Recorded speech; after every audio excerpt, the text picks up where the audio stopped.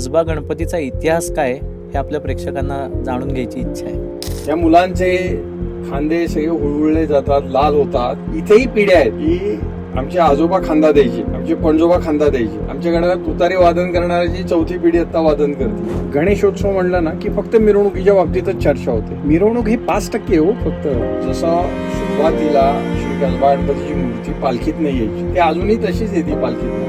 खांद्यावरच येते, ती गाडीवर नाही ठेवत आम्ही. प्रत्येक कार्यकर्त्यांना मला हात जोडून सांगणं आहे की मिरवतोय आपण आपला गणपती, याचं आपण भान ठेवलं पाहिजे.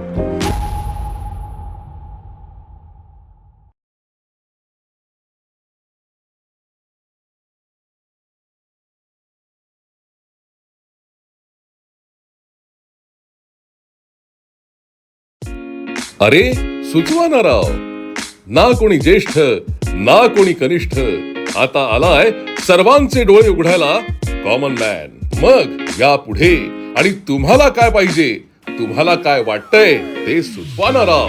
अहो अहो सुचवा ना राव, सुचवा ना राव. नमस्कार. सुचवाराव या पॉडकास्टमध्ये आपल्या सगळ्यांचं सहर्ष स्वागत आहे. आज आपल्याकडे जे पाहुणे आलेत ते श्री कसबा गणपती मंडळाचे अध्यक्ष श्री श्रीकांतजी शेटे साहेब आलेत. त्यांचं आपण प्रथम स्वागत करू. मंगलमूर्ती मोरया. मोरया. आपलं परत एकदा स्वागत करतो मी आणि आपण सुरुवात करूया.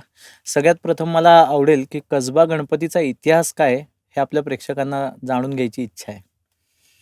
सगळ्यात महत्वाचं आहे की आम्ही गणेशोत्सवाचे कार्यकर्ते आहोत. पण कसबा या गोष्टीचाच एक रंजक आणि सगळ्यात महत्त्वाचा इतिहास आहे. कसबा म्हणजे मुख्य भाग. पुणे शहराचा मुख्य भाग जो होता तो म्हणजे कसबा. तिथं गणपतीचं मंदिर होतं आणि ज्यावेळेला मुघलांनी ते पूर्ण बेचिराख केलं, गाढवाचा नांगर फिरवला आणि राजमाता जिजाऊ आणि छत्रपती बालराजे शिवाजी महाराज ज्यावेळेला पुण्यात आले आणि सोन्याचा नांगर फिरवला हो पुण्यावर त्यांनी, की पुणे सुजलाम सुफलाम का आहे, आज सगळ्या क्षेत्रामध्ये पुण्याचं नाव काय आहे, त्याचं कारण हे आहे त्यांनी केलेला संकल्प. आणि संकल्पाला सिद्धी देणारा हा श्री गणेश. तिथल्या ज्या गणपतीची जी मूर्ती होती त्याची पुनःप्राण प्रतिष्ठापना ही जिजाऊ मातांनी केली आणि त्यांच्याबरोबर 8 घराणी आली होती पुण्यामध्ये. त्यापैकी ठकार घराण्याला तिथं पूजेचा त्यांनी मान दिला. गेले 17 पिढ्या अव्याहतपणे त्या कसबा गणपतीची पूजा ते करत आहेत. त्या गणपतीचं नाव आहे जयती गजानन. इतिपर्यंत शेवटपर्यंत जय देणारा तो जयती. अत्यंत वेगळं नाव आहे. अत्यंत शांत तांदळा स्वरूप ती मूर्ती आहे. कारण इतिहास माहिती नाही आहे. छोटी मूर्ती असेल, कोनाड्यातला गणपती, त्याला शेंदूर लावून लावून तो तांदळ्यात परावर्तित झालेला आहे. पण त्या मंदिरात ज्यावेळेला आम्ही जातो ते इतकं शांत प्रसन्न आणि गणपतीची कृपा काय असते त्याची अनुभूती मात्र सगळ्याच पुणेकरांना होत असते. आणखीन एक वैशिष्ट्य आहे, फार कमी गावं अशी आहेत की ज्याचं ग्रामदैवत हा बुद्धीची देवता आहे. खूप कमी ग्राम आहेत. अगदी त्याच्यातलं हे ग्राम आहे पुणे. त्यामुळे पुण्याचा हा इतिहास आहे. आणि हे ग्रामदैवत असल्यामुळं ज्या वेळेला लोकमान्य बाळ गंगाधर टिळकांनी सार्वजनिक गणेशोत्सवाची सुरुवात केली तर याला प्रथम अग्र क्रमांक हा दिला गेलेला होता की पुण्याचं ग्रामदैवत व मानाचा पहिला श्री कसबा गणपती. असा हा कसब्याचा इतिहास आहे. याच्यामध्ये तुम्ही पहिल्यांदा गणपतीचं नाव जे आहे ते सांगितलं, हे आज या पॉडकास्टच्या माध्यमातून बऱ्याच लोकांना माहिती होईल. कारण म्हणताना कसबा गणपती असंच म्हटलं जातं कायम. मला आता सगळ्यात महत्त्वाचं जे उद्दिष्ट आहे आमचं या पॉडकास्टला सुरू करण्यामागचं, तर त्याच्यावरती आता आपण येऊया. आत्ताच्या परिस्थितीमध्ये जे गणेश उत्सव साजरे होत आहेत याबद्दल आपण काय सुचवू पाहाल? काय 2 भाग आहेत. काय नको हे सांगणं फार सोपं आहे, पण काय हवं आहे ह्याचं नेमकेपणाने सादरीकरण करणं आणि ते समाजात करून घेणं हे थोडं अवघड आहे. अशक्य काही नाही आहे. ज्यावेळेला गणेशोत्सवाची सुरुवात झाली होती त्यावेळेसची लोकसंख्या आणि आत्ताची लोकसंख्या ह्याच्यात जमीन आणि आसमानाचा फरक पडलेला आहे. मंदिरातला गणपती, मंदिरातलं दैवत, त्या मंदिरामध्ये जाण्यासाठी काही विशिष्ट समाजालाच परवानगी होती. त्यांनी तो देव मंदिराच्या बाहेर आणून 18 पगड जाती एकत्र आणल्या. विचार करा, आपण आत्ता थोडं काही केलं की तुमच्या आत्ताच्या भाषेत सांगतो की लगेच ट्रोल होतं. त्यांनी त्यावेळेला काय सहन केलं असेल. हा कणखर उत्सव 130 वर्ष का टिकला आहे त्याची जर आपण कारणीमीमांसा केली तर लोक एकत्रीकरण करणं हा या उत्सवाचा मेन बरोबर. मुख्य भाग होता. स्वातंत्र्यपूर्व काळातला उत्सव, स्वातंत्र्यानंतरच्या 30 वर्षातला उत्सव आणि गेल्या प्रत्येक 5 वर्षात झपाट्याने बदलणारा उत्सव हा मात्र आम्ही बघितलेला आहे. कारण खूप गमती जमती आहेत आणि आम्ही तो उत्सव इतका छान पद्धतीने साजरा करतो, त्याचा आनंद घेतो, कारण आम्हाला वैयक्तिक अभिलाषा कोणालाच नाही आहे काही. बरोबर आहे. मंडळाच्या बाबतीत जर बोलायचं झालं तर श्री कसबा गणपती सार्वजनिक गणेशोत्सव मंडळ म्हणजे शिस्त, साधेपणा आणि परंपरा जपणारा. अगदी. हेच पिढ्यानपिढ्या शाबूत ठेवताना त्याच्यात कशी वाढ करता येईल हा प्रत्येकाने विचार केला आहे. आत्ता सुद्धा मंडळात 4 पिढ्या इथं काम करता आहेत. आणखीन मूळ जो ढाचा आहे गणेशोत्सवाचा की धर्माच्या छत्रछायेखाली समाजाचं संघटन होणं, सगळे एकत्र येणं, वैचारिक आदानप्रदान होणं हम्म. हे मात्र महत्त्वाचं आहे आणि त्याला आत्ताही आपल्याकडनं त्या पद्धतीनेच उत्सव केला जातो. सुचवायचं झालं ना तर सगळ्यात महत्त्वाचं म्हणजे आपण काय मिरवतो ह्याचा मात्र आत्ता प्रत्येक मंडळाने आणि प्रत्येक कार्यकर्त्यांनी विचार करणं फार आवश्यक आहे. आपण मिरवतोय काय? कारण काय झालंय माहिती का, गणेशोत्सव म्हणलं ना की फक्त मिरवणुकीच्या बाबतीतच मिरवणूक. चर्चा होते. मिरवणूक ही 5% हो फक्त. बाकीचा उत्सव, उत्सवाची रचना, त्याची संकल्पना, त्याची सजावट, त्याचे 10 दिवसाचे वेगवेगळे असणारे कार्यक्रम म्हणजे हा सगळा उत्सव आहे. मग उत्सवात नेमकं काय मिरवायचं आहे याचा मात्र सगळ्या कार्यकर्त्यांनी, मंडळांनी विचार करायची वेळ आलेली आहे. नियम आहेत, नियमाला अपवाद आहेत, पण आता अपवादात्मक परिस्थिती राहिलेली आहे आणि उत्सवातला जो धांगडधिंगा सुरू झालेला आहे तो मात्र कुठल्याही क्षणी हा बंद व्हायलाच पाहिजे. कारण हा उत्सव जो आहे हा बुद्धिदात्याचा आहे, हा विघ्नहर्त्याचा उत्सव आहे. याच्या पुढं काय नक्की व्हायला पाहिजे? कारण बघा, गणेश जन्म 4 आहेत. हो. त्यापैकी भाद्रपदातलाच गणेश जन्म का घेतला जातो? हम्म. लोकमान्यांनी आणि त्यांच्या सहकाऱ्यांनी मागे उत्सव का नाही केला? भाद्रपदातला का केला? लोकमान्य स्वतः पंचांग करता होते. हो. ह्याच्यामागे काही धार्मिक आहे, काही आध्यात्मिक आहे, ही कारणं आहेत आणि ही कारणं लोकांना कितपत माहिती आहेत मला माहिती नाही. मग हे नेमक्या गणेशोत्सवामध्ये केलं काय पाहिजे? मला वाटतं आता हे काही सांगायची आवश्यकता नाही. सार्वजनिक गणेशोत्सव करताना आपण सार्वजनिक प्रबोधन करणं. गणेशोत्सवाचा मूळ गाभा जो आहे हा प्रबोधन आहे.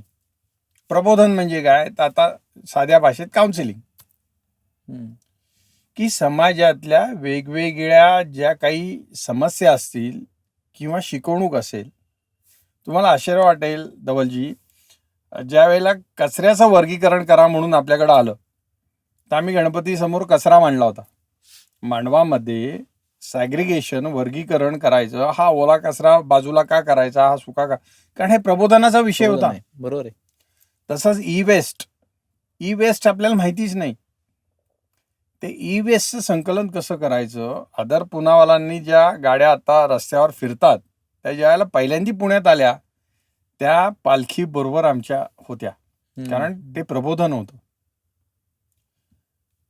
प्रबोधन करणं, नवीन माहिती देणं समाजासाठी आणि सामाजिक समस्या ज्या असतील, मग आता वाहतुकीची समस्या असेल, ध्वनीची असेल, वाऱ्याची असेल, आपल्या वातावरणाची असेल, नदीची असेल, ह्या सगळ्या समस्यावर प्रबोधन करणं, त्याच्यासाठी आपण एकत्र येऊन काय काम करता येईल हे बघणं, हा खरा गणेशोत्सवाचा उद्देश आहे.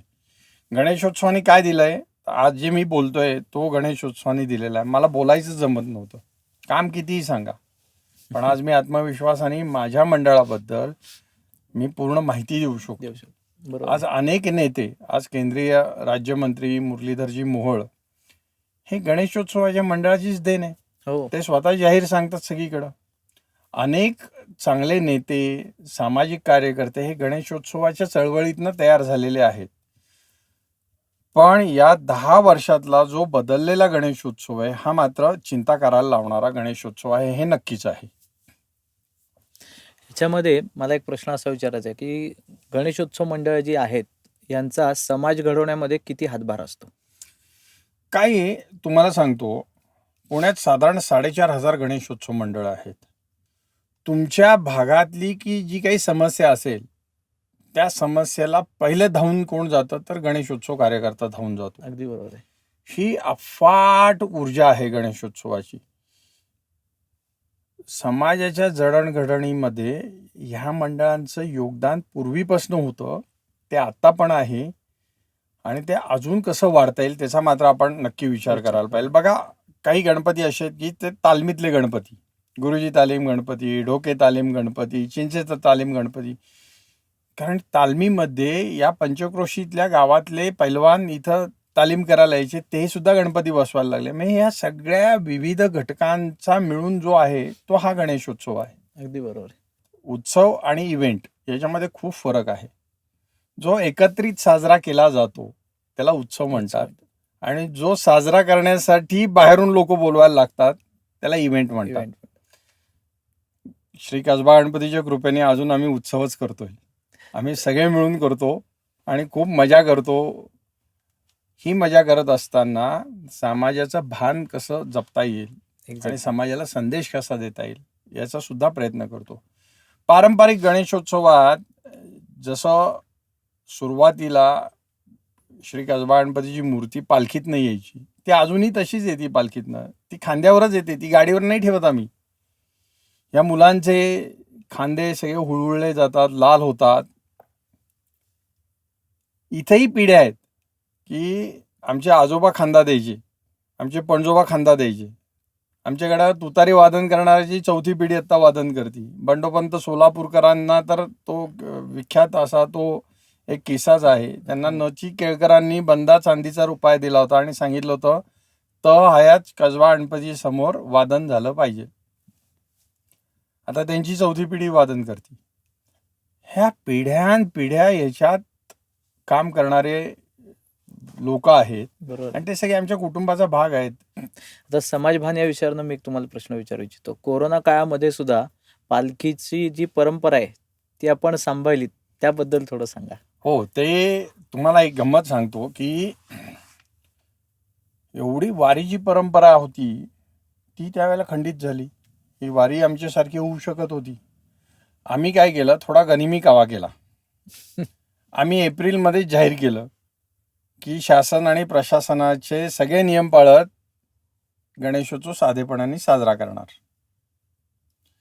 सुदैवाने शासनाने आम्ही सांगितलेल्या सूचना स्वीकारल्या आणि हे करताना म्हणलं, अरे परंपरा काय असतं, जर तुमची इच्छा असेल आणि तुमची तन्मयता असेल ना तर तुम्हाला मार्ग दिसतात. मला बाप्पा आपला नेहमी पालखीतनं येतो, मग आता कोरोनात कसं करणार. आम्ही कार्यकर्ते बसलो होतो, कार्यकर्त्यांनी सुचवलं सगळ्यांनी, मग मी ट्रॉली बनवली. त्याचे व्हील जर्मनीवर मागवले होते बापरे. की ते खडबडीत होता कामा नये, गणपतीच्या मूर्तीला धक्का लागता कामा नये. बरोबर. पण आमचा बाप्पा पालखीनं जाणं कसं शक्य आहे, कारण पालखीला कमीत कमी 50 लोक लागतात. 5 लोकांच्यात ते सगळं करायचं होतं. ती चक्क ट्रॉलीवर ठेवली, पुढं 2 जण, मागं 2 जण, शेजारी 2 जण. परंपराही अबाधित राहिली. बाप्पाचाही जो सन्मान होता, पालखी कुणाला असायची पूर्वी, देवाला आणि राजाला. बरोबर आहे. पालखीतनं येणं म्हणजे तो थाट होता, तो हो. बाप्पाचा थाट आहे, तो कमी नाही होता कामा. आणि हे सुचलं आणि ते होऊन गेलं आमच्याकडनं. पण प्रबोधनाचा गणेशोत्सव करताना सामाजिक भान पण आपल्याला जपायला पाहिजे, हे माझं आणि आपल्या मंडळाची ही स्पष्ट आणि भूमिका आहे तशी. कणखर भूमिका आहे.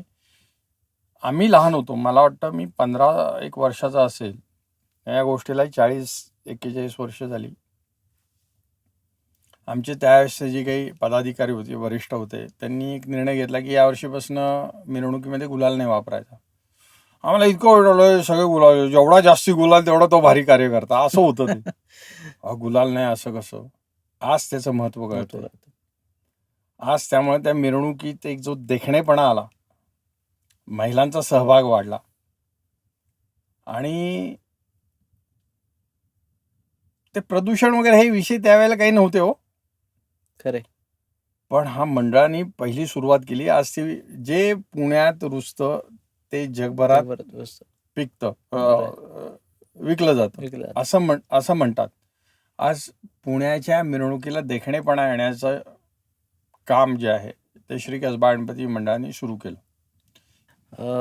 ह्या गणेश उत्सवाचं जे स्वरूप आता होतंय, तर मला असं म्हणायचं की पुण्यातले काही प्रमुख मंडळ आहेत की ज्यांना फॉलो करणारी लोक भरपूर आहेत किंवा बाकी गणेश उत्सव मंडळ आहेत, तर येत्या काळामध्ये अशा काही संकल्पना आहेत का की आपल्याकडे जे चांगलं आहे ते ह्या मंडळांनाही देता यावं, यासाठी काही नियोजन करताय का तुम्ही सगळे एकत्र येऊन? काय माहिती का, तुम्हाला प्रामाणिकपणे सांगायचं झालं ना, तर मंडळं सगळीच चांगली आहेत,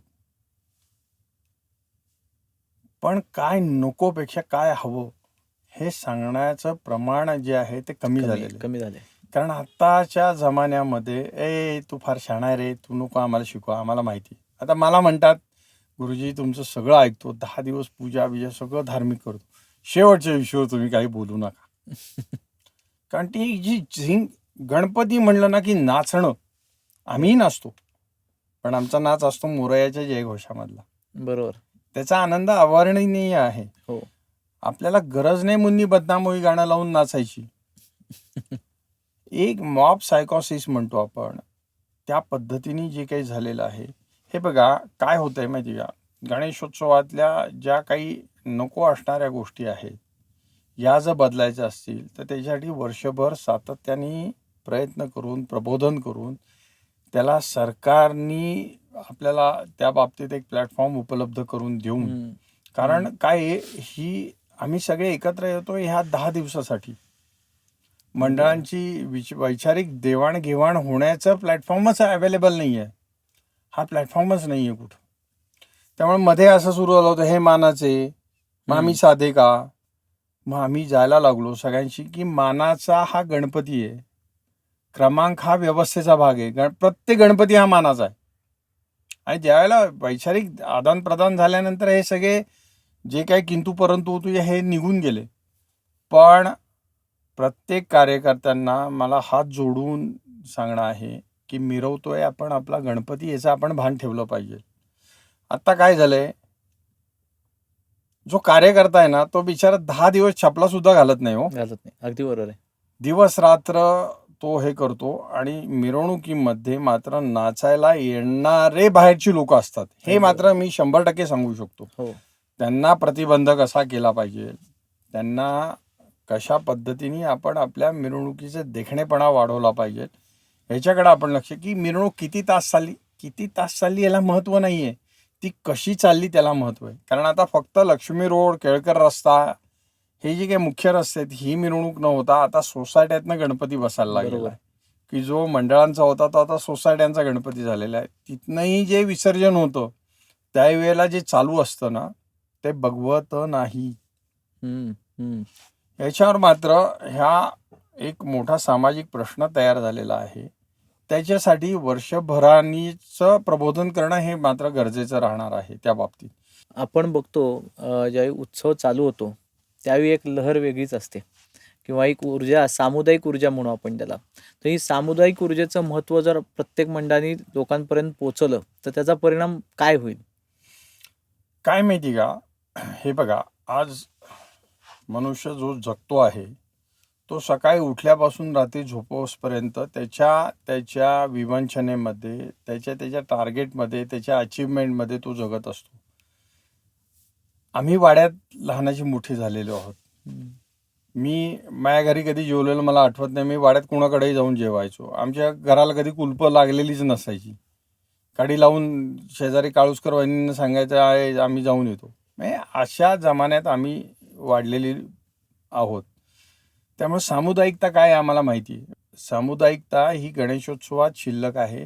त्याचा चपखल वापर केला पाहिजे. कारण आता काय झालंय, सोसायट्या झाल्या, फ्लॅट झाले, अपार्टमेंट झाले, बंगले झाले, ड्युप्लेक्स झाले, त्याच्यात माणसं कोंडली गेली आणि वैचारिक आदान-प्रदान तुम्ही या तुमच्या इलेक्ट्रॉनिक प्लॅटफॉर्मवर काय करता तुम्ही?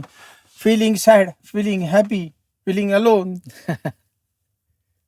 फेसबुक, अहो तुमच्या समोर फेस ठेवा, आपोआप बुक सगळं उघडलं जातं. उघडलात, बरोबर आहे. पण आज असे गप्पा मारायला, एकत्र यायला माणसंच नाही शिल्लक. हे जर बदलायचं असेल तर त्यासाठी गणेशोत्सवाच्या ऊर्जेचा नक्की वापर होऊ शकतो. आणखीन जे 10 दिवसात आम्ही कमवतो ना, ते वर्षभर आम्हाला वापरायला मिळतं. आत्ताच्या काळामध्ये आपण बघतोय की म्हणजे गणेश उत्सव असेल किंवा कुठलाही उत्सव असेल, याचं मार्केटिंग फार केलं जाते की अमुक अमुक गणपती नवसाला पावतो, याची जाहिरात येणं. तर माझ्या मते सगळेच देव हे कृपा करणारेच आहेत. तर मग ह्याची गरज का पडतीये ह्या सगळ्या गोष्टींची? काय आहे, समाज म्हणजे काय? तर 4 कच्चे, 4 पक्के, 4 लुच्चे लोक म्हणजे समाज. आता कोण कशा पद्धतीने बोलेल आणि कशा पद्धतीने त्यांचं प्रॉडक्ट समजून कुठली गोष्ट मांडेल, त्याच्यावर आपल्याला बोलता येत नाही. बरोबर. पण हा वरद विनायक आहे. वरद म्हणजे काय, की जो आशीर्वाद देणारा, हा सुखदाता आहे. तुम्ही कुठल्याही गणपतीचं दर्शन घ्या, तो तुमच्या कृपाच करतो. अगदी बरोबर आहे. आणि आता समजा मी साधा आता पांढरा शर्ट घातला आहे, अर्धा लाल घातला असता, अर्धा पिवळा घातला असता आणि मध्ये हिरवं दिलं असतं, तर लोकांनी माझ्याकडे बघितलं असतं. तेही बघू शकतात लोक. बरोबर आहे. काहीतरी वेगळं दाखवायचं आणि आपल्या आकर्षित करायचं, अशी समाजाची वृत्ती पण असू शकते. पण काही का होईना निदान या, आमच्या गणपतीचं दर्शन घ्या दर्शन घ्या. आणि या उत्सवात सहभागी व्हा. उत्सवाची खरी मोठी गंमत आहे ती, की आम्ही असं लहान असताना सगळीकडे फिरायचो. देखावे, पौराणिक देखावे जास्ती असायचे त्यावेळेला. त्यावेळेला काही असं इलेक्ट्रॉनिक माध्यमं वगैरे काही नव्हते. एकच आपला नातूबागेचा गणपती, मात्र तो लायटिंगचा गणपती, तो मजेशीर असायचं. पण बाकी सगळीकडे असे पौराणिक देखावे छोटे छोटे, आणि त्यात खूप आनंद मिळायचा. मग काहीतरी खाणं असायचं, फिरणं असायचं, भक्तिभाव असायचा. तो मात्र आता वाढला गेला पाहिजे. कारण भक्ती वाढली की शक्ती मिळते आणि मिळते. शक्ती मिळाली की समाजाला दिशा मिळते, हे नक्की आहे. अगदी बरोबर. आज आपण वेळात वेळ काढून ह्या धावपळीच्या दिवसामध्ये सुद्धा आमच्या पॉडकास्टसाठी वेळ दिलात, त्याबद्दल सर्वप्रथम मी तुमचे आभार मानतो. आणि सगळ्यात महत्त्वाची गोष्ट म्हणजे समाजाला काय दिलं पाहिजे, म्हणजे आमचा जो मेन मुद्दा आहे, कन्सेप्ट आहे की सुचवाना राव. तर आज तुम्ही बऱ्याच गोष्टी आम्हाला सुचवल्यात. आम्ही या माध्यमातून त्या समाजापर्यंत पोचवू. आणि माझं असं म्हणणं आहे, गणपती ही बुद्धीची देवता आहे आणि ती नक्कीच सगळ्यांना सद्बुद्धी देईल. आणि हो, सगळ्यात महत्त्वाचं सांगायचं म्हणजे गणेशोत्सवाच्या कार्यकर्त्याकडं कायम एक तिरक्या नजरेनं बघण्यापेक्षा प्रत्येक अडीअडचणीला सगळ्यात पहिला धावून येणारा विनायकाचा तो एक माध्यम म्हणा किंवा काय त्याला आपण नावं देऊ, तेवढी भरपूर नावं आहेत. पण हे सगळ्यांनी लक्षात ठेवलं पाहिजे की सगळ्यात पहिला धावून येणारा हा कार्यकर्ताच असतो गणेश मंडळाचा. आपण ते विसरून चालणार नाही. भेटूया पुढच्या भागात.